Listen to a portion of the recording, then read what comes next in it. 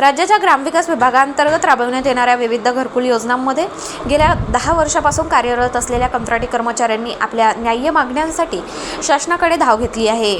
महाराष्ट्र राज्य घरकुल कंत्राटी कर्मचारी संघटनेच्या ग्रामीण वतीने राज्याचे उपमुख्यमंत्री देवेंद्र फडणवीस आणि ग्रामविकास मंत्री जयकुमार गोरे यांना नुकतेच एक सविस्तर निवेदन देण्यात आले असून यात कंत्राटी पद्धत बंद करून कर्मचाऱ्यांना थेट शासकीय सेवेत सामावून घेण्याची प्रमुख मागणी करण्यात आली आहे।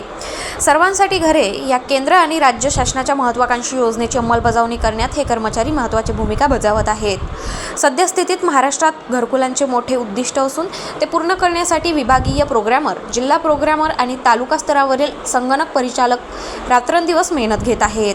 मात्र तब्बल 10 वर्ष सेवा देऊनही या कर्मचाऱ्यांच्या मागण्यांकडे दुर्लक्ष केले जात असल्याचा आरोप संघटनेने केला आहे। शासनाने या कामासाठी CSC e-governance services India limited या खाजगी कंपनीची निवड केली असून ही कंपनी शासनाकडून 14% सेवा शुल्क घेते। तरीही कर्मचाऱ्यांचे पगार वेळेवर होत नाहीत। त्यातच ऑक्टोबर 2025 पासून या कंपनीने डिझीग्राम फिनटेक सोल्युशन्स LLP या उपकंपनीची नेमणूक केली असून त्यांच्यामार्फत वेतनात कपात केली जात असल्याचे निवेदनात नमूद करण्यात आले आहे।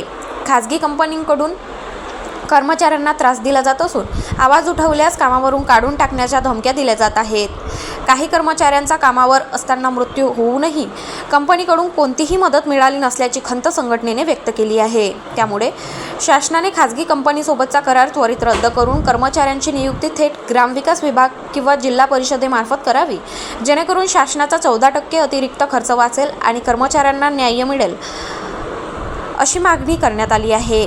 तसेच उमेद आणि मनरेगा कर्मचाऱ्यांप्रमाणेच घरकुल कर्मचाऱ्यांनाही मानव संसाधन धोरण लागू करावे, मानधनात वाढ करावी आणि वयाच्या 58 वर्षापर्यंत नोकरीची हमी द्यावी, अशा मागण्या हिवाळी अधिवेशनात मांडण्याची विनंती संघटनेचे राज्याध्यक्ष महेंद्र देवरे आणि पदाधिकाऱ्यांनी केली आहे। गाव माझा न्यूजकरिता राहुल कान्होलकर, नरखेड, नागपूर।